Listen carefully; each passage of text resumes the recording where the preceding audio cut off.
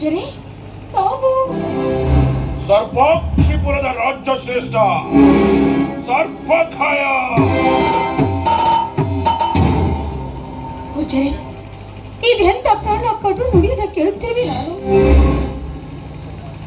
ಹೃದಯವನ್ನೇ ಕಠೋರ ಮಾಡಿಕೊಂಡು ನನ್ನ ಸುತನನ್ನ ಪ್ರೇಮ ವಂಚನೆ ಮಾಡಿದ ವಂಚಕಿ ನೀನು.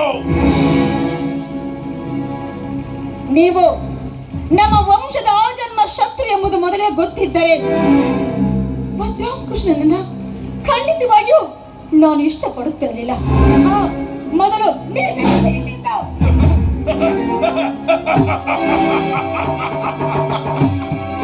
ಈ ಸರ್ಪಕಾಯ ಇಲ್ಲಿಗೆ ಕಾಲಿಟ್ಟಿದ್ದು ಇಲ್ಲಿಂದ ನಿರ್ಗಮಿಸಲು ಅಲ್ಲ,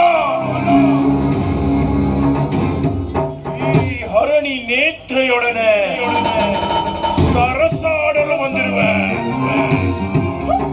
ಧನುಜ ಮಹಾರಾಜನೆಂಬ ಮುಖವಾಡವನ್ನ ತೊಟ್ಟು ಕಾಮರೂಪಿಯಾಗಿ ಶೀಲ ಸಂಪನ್ನೆರೆ ಅತ್ಯಾಚಾರವೆಸಗುತ್ತಿರುವ ನಿನ್ನನ್ನು ಸುಟ್ಟು ಭಸ್ಮ ಮಾಡುವುದಕ್ಕೆ, ನಮ್ಮನ್ನ ಕಾಪಾಡುವುದಕ್ಕೆ ಯಾವ ರೂಪದಲ್ಲಾದ್ರೂ ಬಂದೇ ಬರ್ತಾರೆ. ಇವರು ಮಹೇಶ್ವರೇ.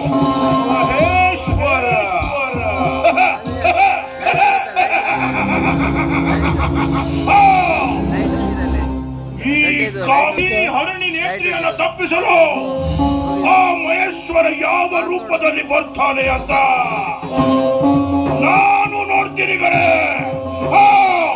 ನಾನು ನೋಡ್ತೀನಿ. ಈಶ್ವರ, ಮಹೇಶ್ವರ,